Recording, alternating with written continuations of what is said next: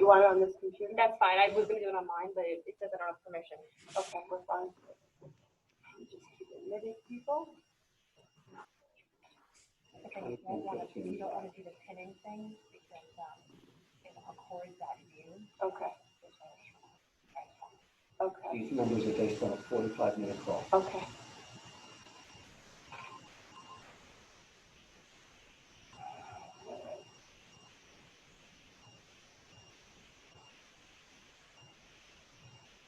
Chat room up. We have 24 people. I'm just going to give it 1 minute, everybody. Thank you for coming into our call.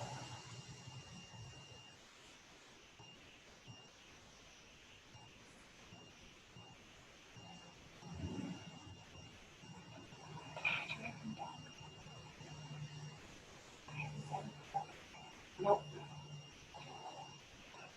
Nope.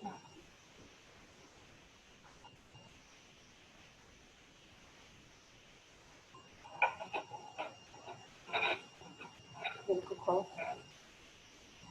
The link is in the calendar invitation that I sent him. Oh.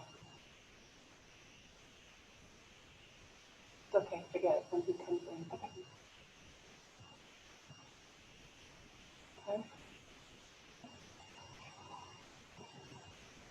What's that? Okay. We have a few more people coming in that I'm admitting, and we're going to start. Okay. I hope I notice if more people are there. Welcome, everyone. Thank you so much for being a part of our virtual town hall today. My name is Randi Shubin Dresner. I'm the president and CEO of Island Harvest Food Bank, and I am really, really excited to be talking with you and meeting with all of you today. We have a great agenda, and we're excited about this town hall. Just getting the last of the few people coming in. So this is the fourth in a series of informational town halls. We've had a few of them for friends and contributors, for legislators and elected officials, and for food donors. And today we have a very special guest with us. I'll introduce her later, but it's Claire Babineaux-Fontenot, and she's the CEO of Feeding America. First, let me just go through a couple of housekeeping points. Feel free to use the chat room. I'm going to try to pay attention to any messages that come up in the chat room. So we'll monitor that through our session today. Feel free to jump in and ask questions. We'd love to hear what you have to say. Your comments and questions are important to us. While you're not talking, if you don't mind, please muting your mic.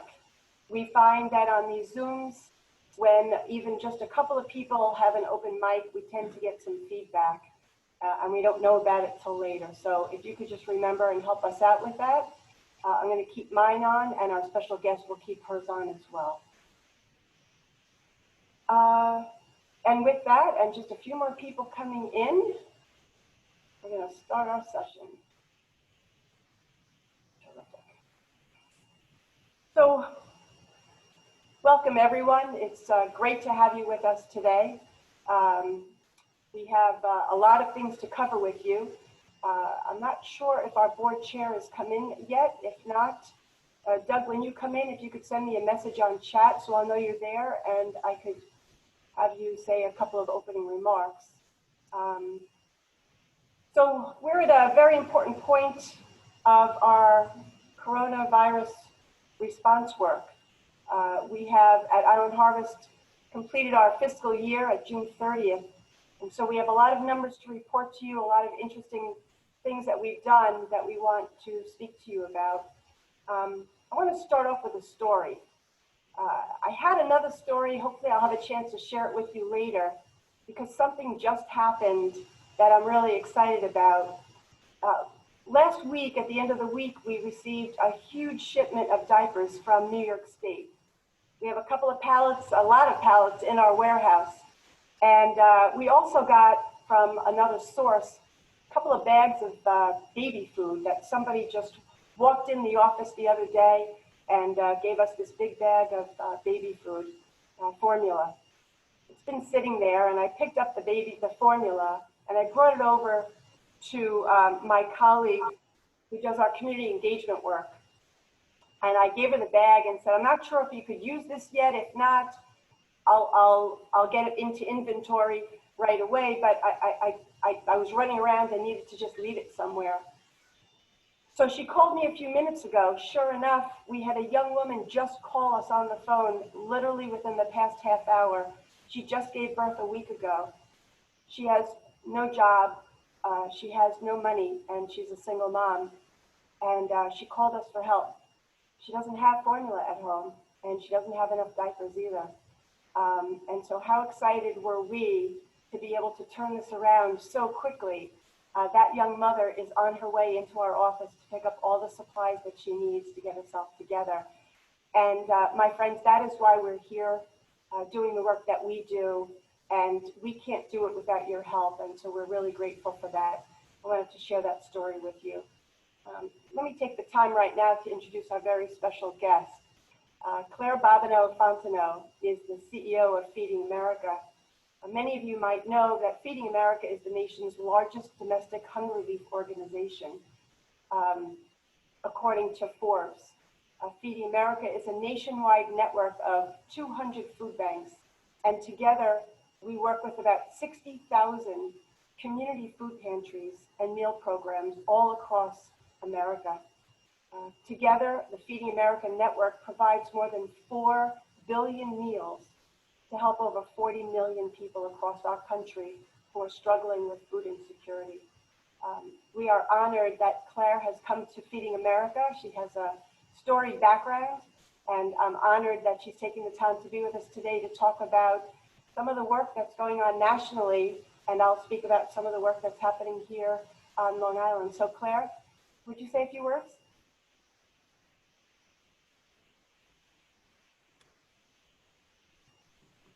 Yes. So I think the only appropriate thing for me to say is thank you. Thank you to Randi for the invitation. Thank you, Randi, and your team for the remarkable work that you do to serve your community. When Randi asked if I would be available to do this, I jumped at the opportunity because she helped me understand whom it is that I would be to be in this audience. She shared that there would be elected officials, there'd be community leaders, that there'd be donors. Some of the donors are longtime donors, some newer to our work, some provide funds, others provide food, and some do all of the above.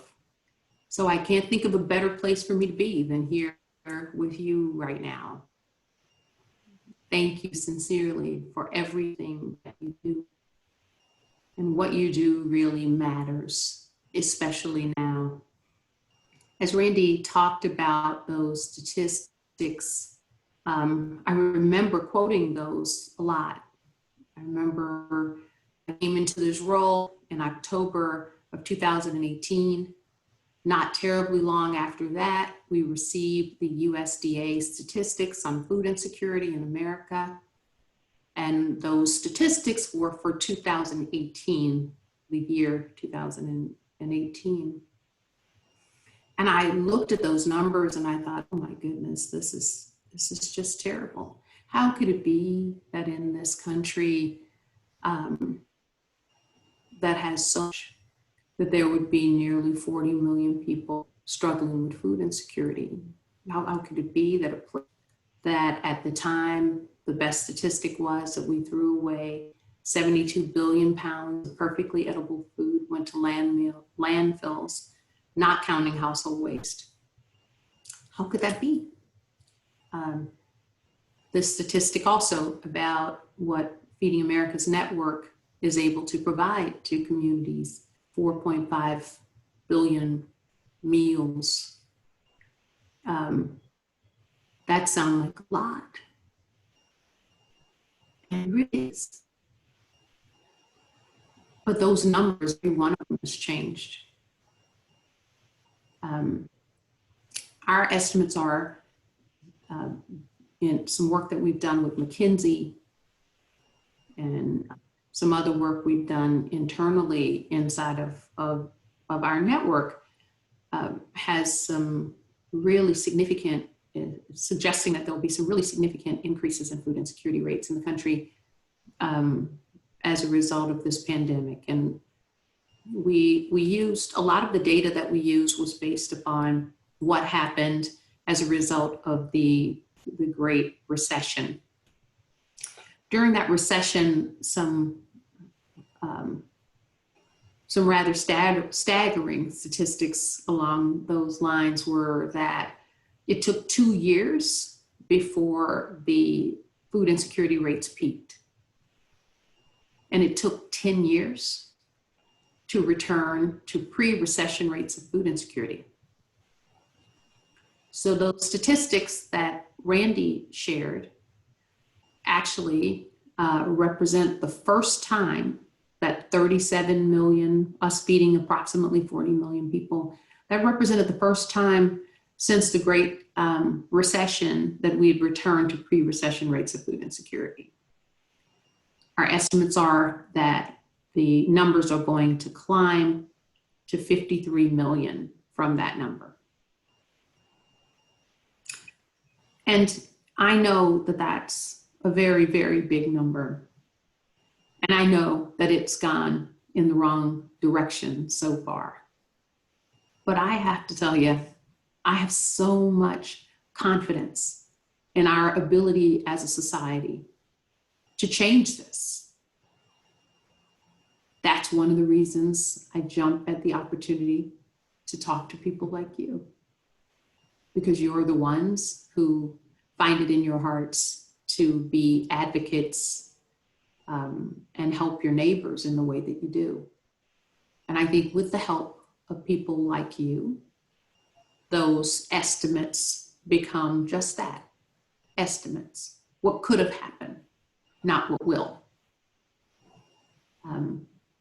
Over the course of this pandemic, the Feeding America Network has already, because of partnership with people like all of you, we've already provided nearly 2 billion meals since March the 1st.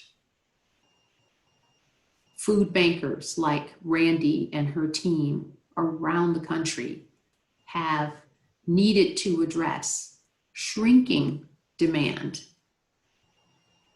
shrinking volunteers, and a health pandemic. And somehow these remarkable people, buoyed by people like you, in the face of that perfect storm of challenges, they've done more, not less. So I applaud all of you. And I think Randi and I are going to engage in a little bit of a dialogue, but as she already said, I am here for you. So if any of you have questions, comments, concerns, if there are things you'd like me to understand better, I'm in pursuit of learning because I'm in pursuit of progress. So to the extent that there's anything you'd like to jump in with, I am an open book. I'll share anything that I know, and I'll work really hard to make this a productive time for all of you who I'm sure have other things you could have been doing with your time, but you chose to spend it with us. So I want to make certain that you spend it in a way that's affirming to who you are and to what you're trying to accomplish in the world. But thanks, Randi. Thank you, Claire. Really appreciate that. We have a lot to talk about today. I thought that I would just set the stage a little bit to let all of our guests know about some of the work we've done here locally on Long Island. We were talking before we opened up the session today about how one pivots, a successful food bank pivots to become an emergency resource center Truth of the matter is, and many of our guests have heard us say this, that this isn't the first crisis or emergency that we've responded to, but it really is intense, probably the most intense response we've ever done. And the biggest difference here is that no one knows when our work is going to need to end. We closed one fiscal year. We made projections through another fiscal year. And here at Island Harvest Food Bank, we're expecting to be doing emergency response work through the end of 2021 and into 2022. And we've made appropriate plans to do that. But in just the past 4 months, we've touched so many lives with the work that we've done. We've calculated well over 160,000 families that we've helped through our food, our support, our services. 160,000 families in just about 3 or 4 months is just remarkable. We have an incredible team who are really dedicated to make sure we could be as responsive as we are. We tried to count how many phone calls came through. We know we're over 8,000 phone calls that we fielded. And in those 8,000 phone calls, we've helped countless people become enrolled in SNAP. We've referred others to appropriate resources that they may need. And we've helped to guide people through a lot of the craziness that's out there to try to help them get their feet on the ground. The one interesting thing we found that almost on day one, our donations dried up fairly quickly. And we knew we needed to pivot to a different model. So prior to the pandemic, really about 85–90% of the product that we would be distributing into the community was donated product.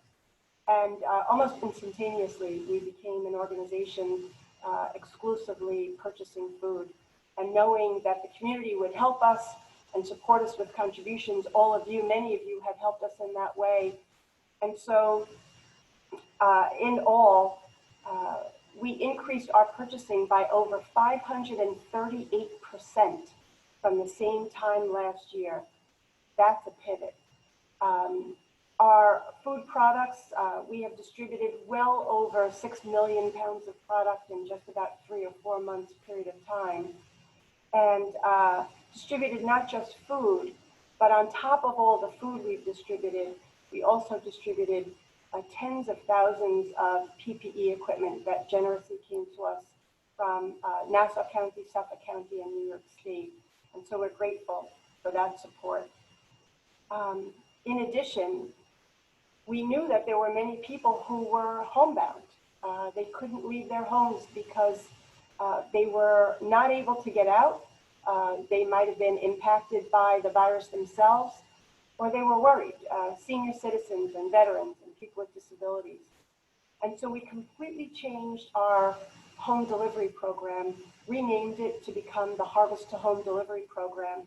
And within a very, very short period of time, we delivered to over 4,000 families, and the program is ongoing. We now have a new contract with one of our towns to deliver what we expect to be 15,000 meals within the next couple of months. And so we're busy to put that program together. Funding has been incredible, and we're really grateful for the community to believe in the work that we're doing. And the truth of the matter is that that funding that we got from many of you and from so many people in the community ensured that we could field those phone calls and pivot the way we pivoted and purchase all of that food and that supplies. Now, fortunately, we've been able to also upgrade some of our equipment so that we could be more responsive. And so we have a new truck in, we have a refrigeration unit and some other equipment, which has really helped us to make sure that we could respond to the needs of the community. And we're really honored to be able to do that. I think this is a good time to throw a question to Claire so that we could sort of get an idea about the landscape at the national level. I think it would be interesting to hear from you, Claire, about what some of your greatest challenges were across the network and with Feeding America in the days and weeks immediately following when the pandemic hit the United States. Well, let me maybe first lay a little bit of groundwork in establishing that there were certain things that became clear very quickly, and then there were other things that were not at all clear for quite a while. So among the things that became clear very quickly, as the world started understanding this health pandemic better, we started hearing about comorbidities and underlying conditions that would cause a person to be more vulnerable to the virus. And immediately I knew, and many of us did, Randi, you likely did too, that people facing hunger, people with food insecurity, were going to be inordinately impacted by the virus itself. We also knew, because as an example, it is at least two times more likely to suffer from hypertension and diabetes if you're food insecure. So just to give you a couple of quick statistics. So we knew that to be true. We also knew nearly immediately as we started having the shutdowns and started thinking about where the shutdowns are going to happen, that it necessarily meant that people who are food insecure were going to be inordinately impacted by the financial implications of this crisis as well. Because those that we serve are far more likely to access the fast food industry, to work inside of it. One of the existing myths about people who are food insecure is that they're largely unemployed. Many people who are food insecure, in fact, have more than one job. And those jobs often are in the very areas that are being most impacted on the financial side of things. So not only does our community tend to be served by those industries, but they tend to be employed inside of those industries as well. So we knew that to be true rather quickly too. So that this was going to be have an inordinately negative impact on the communities we served, and even inside of those communities, that communities of color were going to be inordinately impacted among the food insecure population. All of those things were clear very early. But how is it that we were going to be able to be of service when the people who do this work are mere mortals themselves? So how is our team going to be safe and protected? That was one of the big early questions and challenges of this pandemic, when we still didn't know as much as we need to. Not that we have all the answers yet, but even if you can imagine, way back in March, as we're starting to talk about this and we're trying to understand it better, not even knowing exactly how can somebody protect him or herself as they try to be helpful to other people. That was a big question. And we had what we often refer to as a perfect storm, because we had that contracting supply that you talked about, Randi, where the number one source of food in our whole network, when we're not in a COVID environment, would be retail donations. Now, I want the audience to remember, early in the pandemic, do you remember all of those empty shelves at grocery stores? So if the shelf is empty, and that's the number one source of food for us, then that means they don't have anything to donate.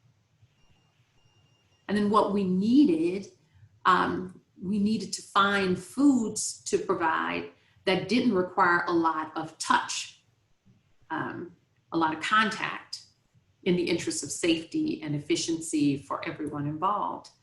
So we had a higher need for shelf-stable items, while everyone else was trying to get shelf-stable items. So contracting donations, food donations, and a specific need around a certain category of food donations that the retailers were out there scrambling to try to get access to, created some really big questions and challenges for us in the early days as well. And then another one that I would highlight very specifically is, you may all already be aware of this, but Feeding America, when I think about the Feeding America network, I certainly think about our members like Randi and the team. I also think about those 60,000 food pantries, soup kitchens, meal programs out there.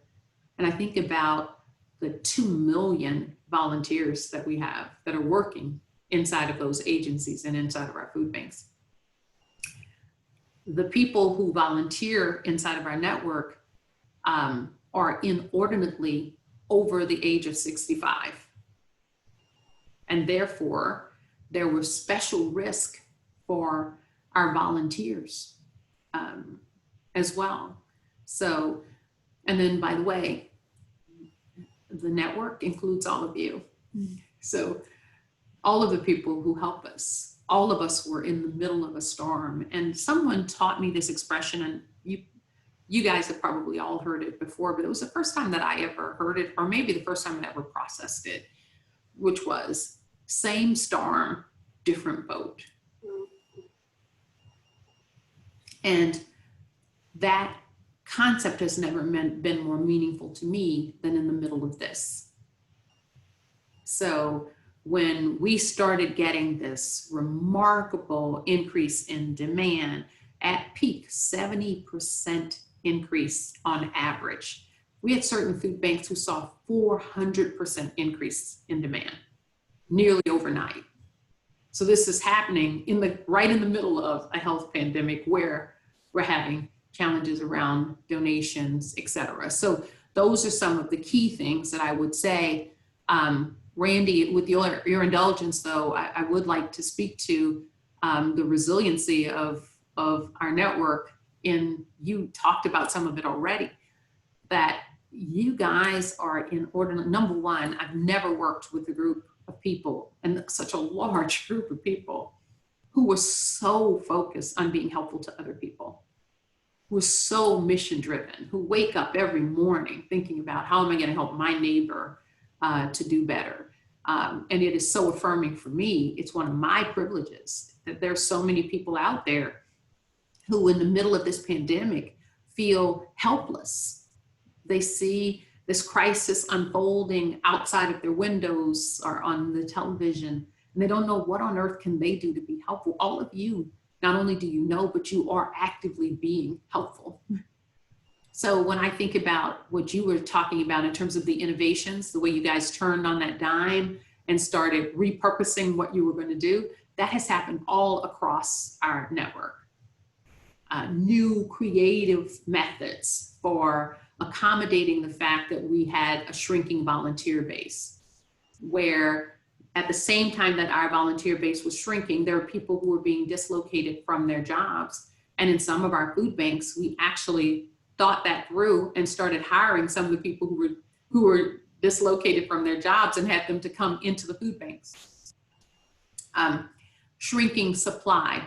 We have certain suppliers, and whenever you say a name, I know that there's so many that I could say, but I'll just single out one in particular just to illustrate the point.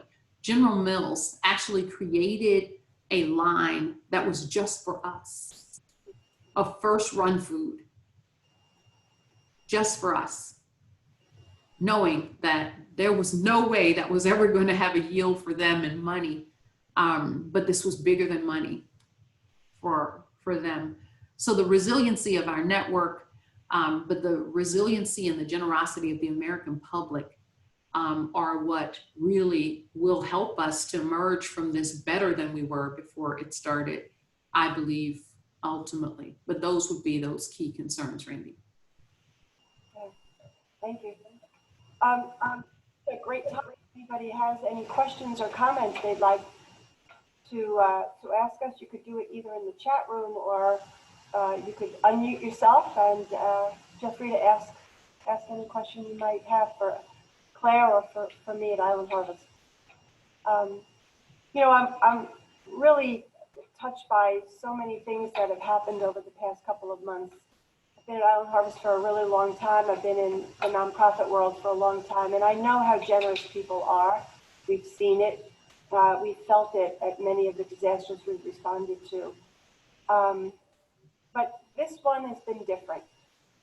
This one has impacted people in so many different ways. It's personal, it's emotional. People are nervous. We have so many people that really want to volunteer, Claire, and they don't because they're nervous, they're worried. We also need to prove what we've put into place to make sure that whoever does come to us is safe. We restricted a lot of our volunteer access into our building and into a lot of the distributions that we've done. But that's been a responsibility that we've had to be able to really showcase that and to show people about that. Some of the partnerships have been invaluable. We have been working with Nassau County, for example, and got a major contract to do distributions all across one of our counties that we serve. And the stories that we're hearing is just heartbreaking, but also touching on the other side. The lines which circle around buildings here on Long Island, and most of our guests on the phone would know, but Nassau Coliseum is it's a showcase on Long Island in the center of Nassau County, and we helped 4,000 residents, families, on one particular day last month. 4,000 families by car and by foot. They were wrapped around the building and then blocks down. But the help that we got from the county, from the police, from Office of Emergency Management, from the community. There were many distributions where we would be there early setting up, and people would be jogging or exercising or taking a walk and see what we're doing and stop and come over to see if they could spend the day and volunteer for us because they wanted to give back to the community. New York State created a program called Nourish New York, where we were able to get funding. The governor released $25 million to the food banks across New York State so that we could buy product from the farmers who were struggling the most. Yes. So what an honor to be able to get that funding and to support the farmers, the dairy farmers, the meat farmers, and the produce farmers across our state, and get that product into our service areas. It was an honor for us to do that. And so all across our service area, we've been lucky. You know, I'd like to ask you, Claire, if you could speak to our work in Washington, D.C. I know that we have a team of people in D.C. Advocating and lobbying for myriad of different bills and laws to help in the work that we're doing, but perhaps more importantly, helping the clients and consumers who we're working so hard to support. Would you speak to that? Absolutely. I'm happy to. So we have done a little surveying of members of Congress. And I don't think our team was surprised to learn that among the members, the people for whom they have some of the greatest respect, admiration, and deference are food bankers. What we do at the national office is we work with our members and with other organizations as well, actually, in thinking about what is it that's going to have the greatest positive impact on people facing hunger at any moment in time? What are the policy changes that need to happen in order to really be able to affect sustainable change for people facing hunger? And I watch the news just like everybody else, and I see so many things that feel so terribly divisive. And, but then I get to do this work.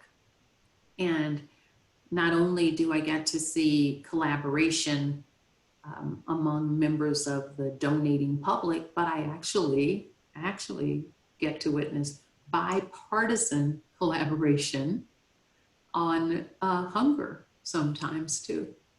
So the things that we prioritize, maybe I can talk through pretty quickly.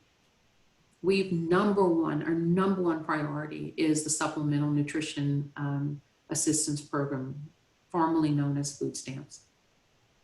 I don't understand why that can sometimes be viewed as a partisan thing to do.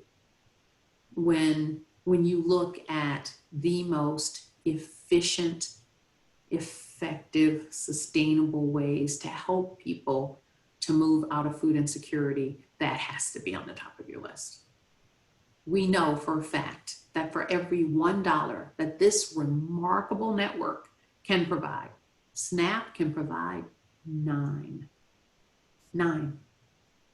We also know that in terms of stimulative impact, for instance, on the economy, that for every $1 invested in SNAP, the economic return is about $1.78.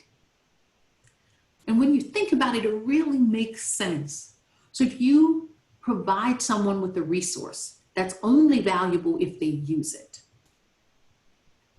that they desperately need right now, they're going to use it.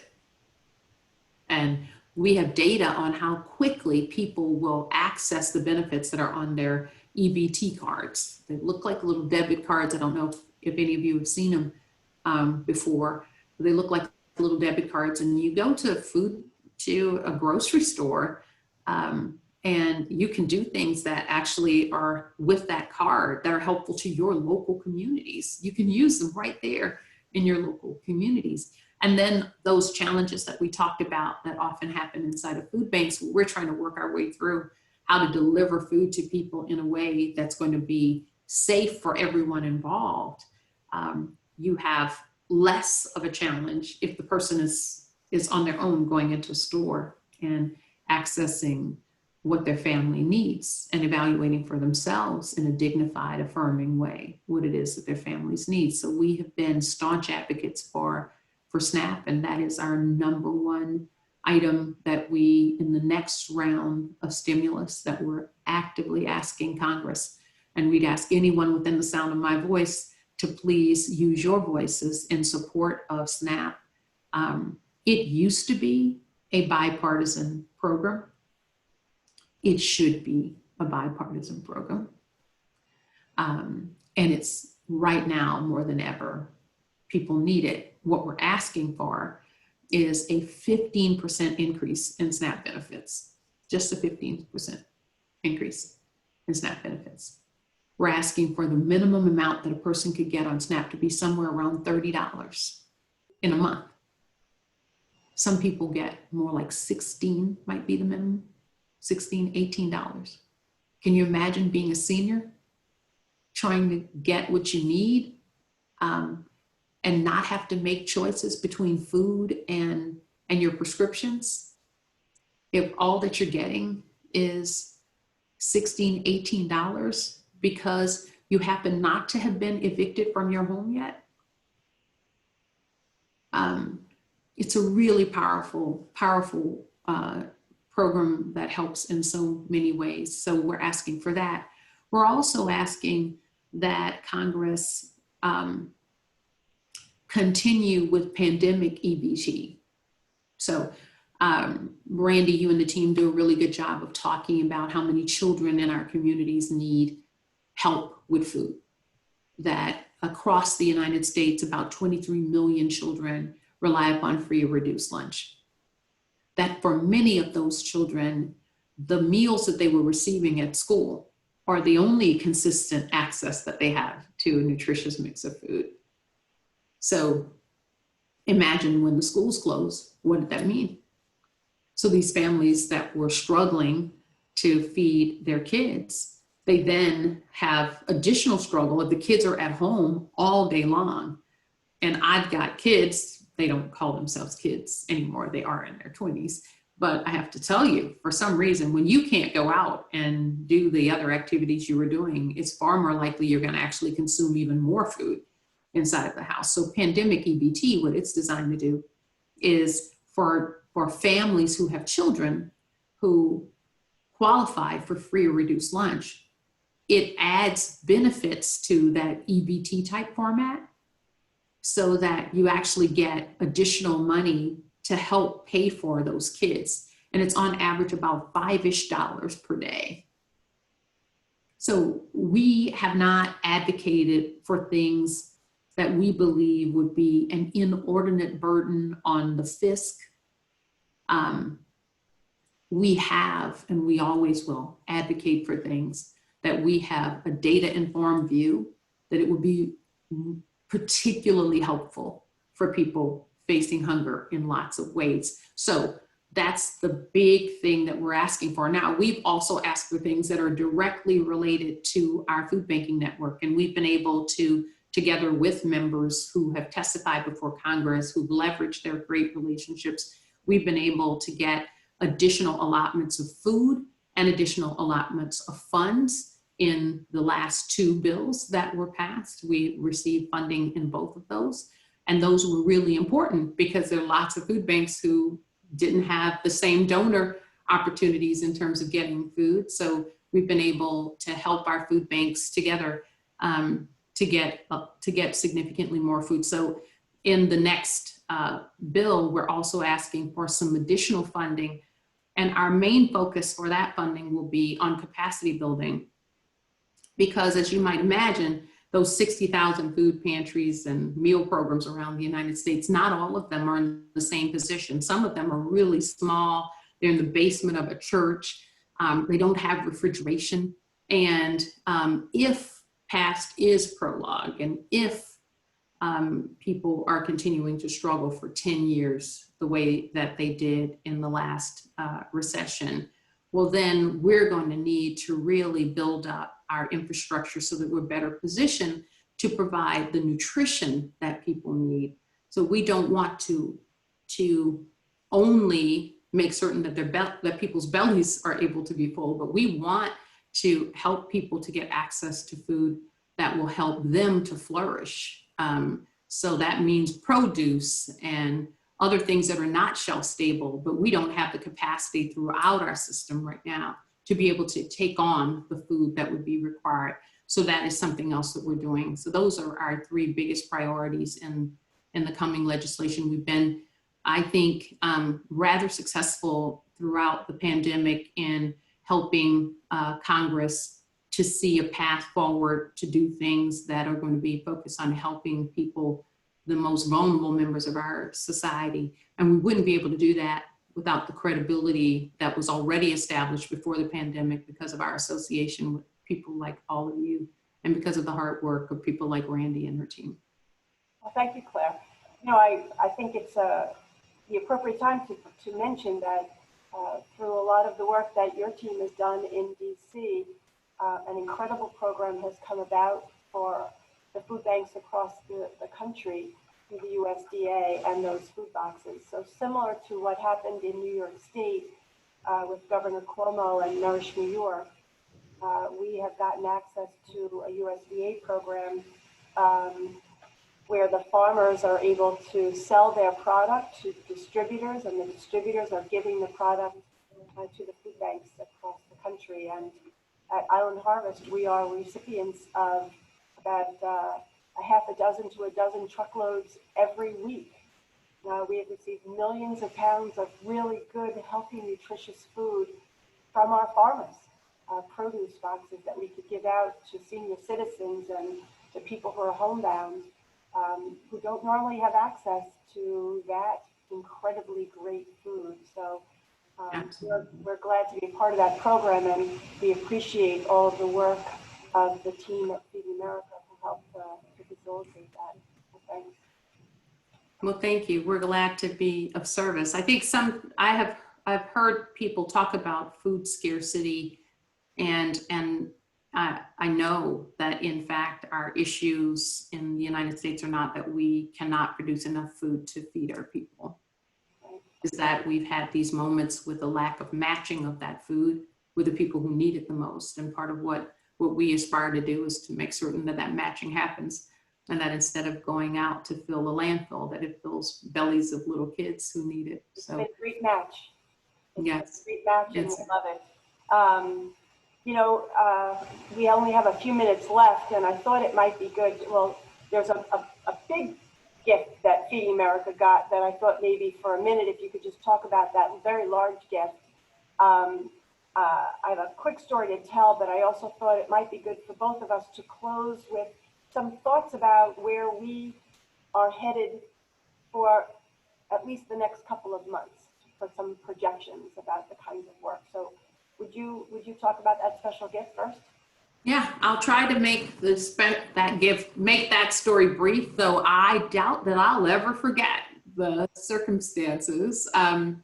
It was my great privilege to participate in securing a gift of $100 million from Jeff Bezos. We don't have enough time for me to give you all of the details, but let it suffice that I say it was because of all of the work that had already been done by this remarkable network that Mr. Bezos was privy to and understood that work. And he had an aspiration. He saw those lines just like everybody else did, and he had a desire to do something about it. And with his substantial wealth, he thought he might be able to do something that was substantial. I'd say $100 million. That's pretty substantial. Overall, so far, since COVID started, the Feeding America National Office actually put in the initial $2.65 million out of our general operating funds in a COVID-19 response fund. That fund, 100% of the proceeds, I mean, we take not one penny from it, none. 100% of the proceeds goes back into our network.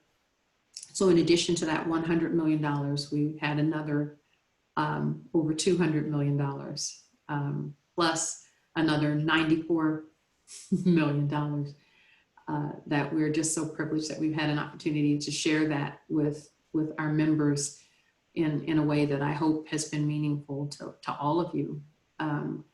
Now the gap, I'll transition to Randi, the other question that you asked about where we're trying to go. And I must tell you that this is absolutely a marathon. It is not a sprint. There's work yet to be done. We're going to need all hands on deck. We're going to need you to continue to show the compassion and conviction and generosity that you have in the past, because our estimates are that over the course of the 12-month rolling average, that our network, well, people facing hunger will need about 17 billion meals, about 17 billion pounds. I just want to make sure I've got my statistic right. There's a gap of about 17 billion pounds every 12 months.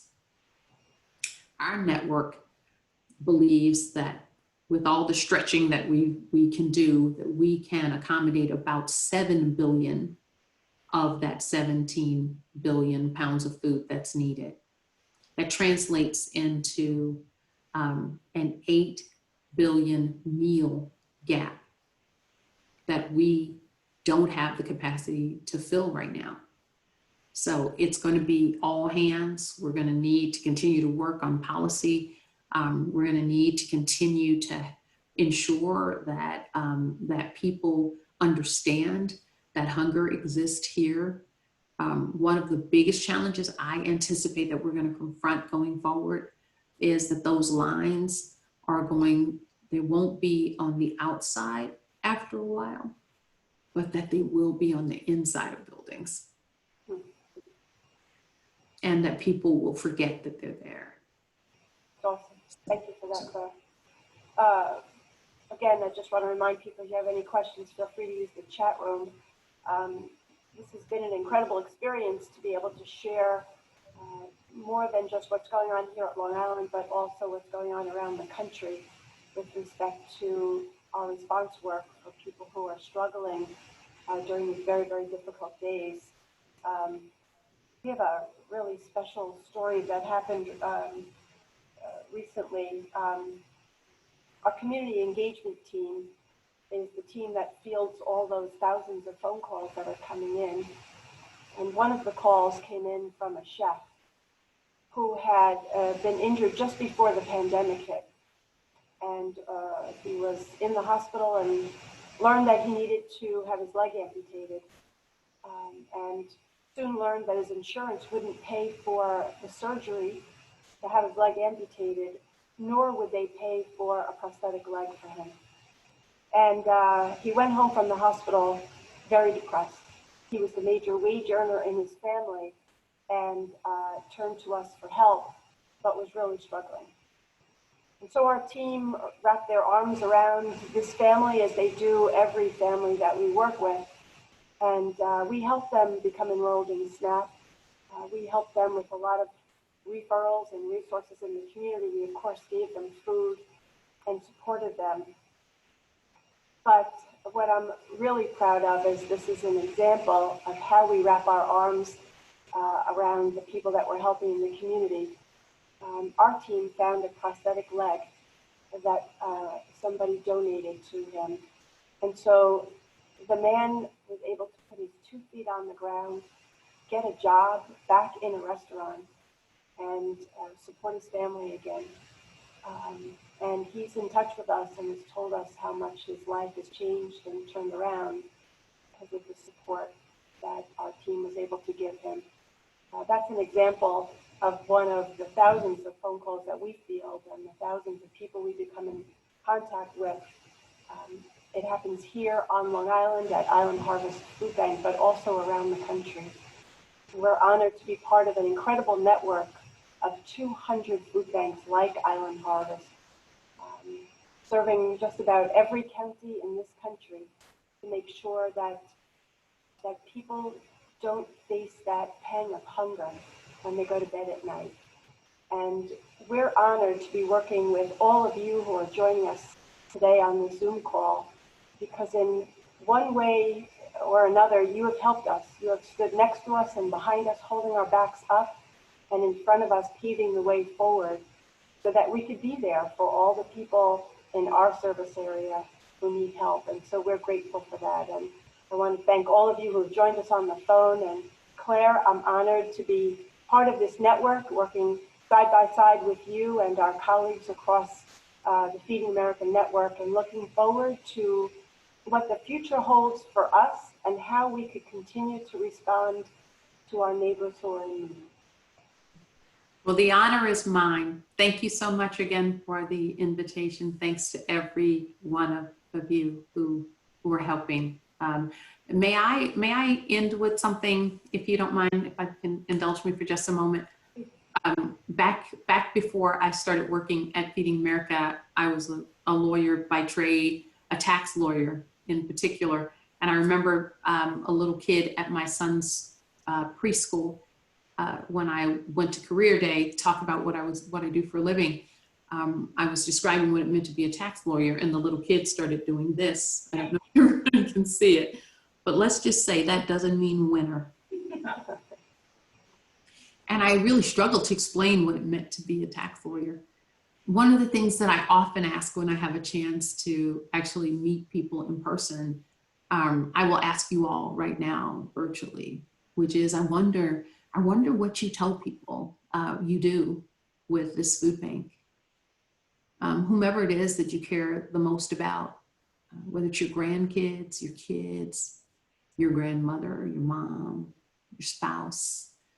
I hope that among the things you share that you're proud of is that because of the work that you do with organizations like this one, there will be children who will go to bed tonight with full bellies. There will be seniors who will not have to make the terrible decision of, do I buy the medicine that I need, or do I get the food that I need to take care of myself? So I hope that you feel proud of what you do with us. I am certainly very, very proud that I get to do it with all of you. So thanks again for the invitation. All my best to all of you. I so look forward to the day when I get to see people in person again, because that'll be a sign that a lot of good things have happened between now and then. So thank you all. Thank you all for joining us today. It's an honor and a privilege, and I too look forward to seeing you in person and having you join us at some of the incredible programs that we're running. Have a great day. Stay well. Stay safe. Thank you. So long.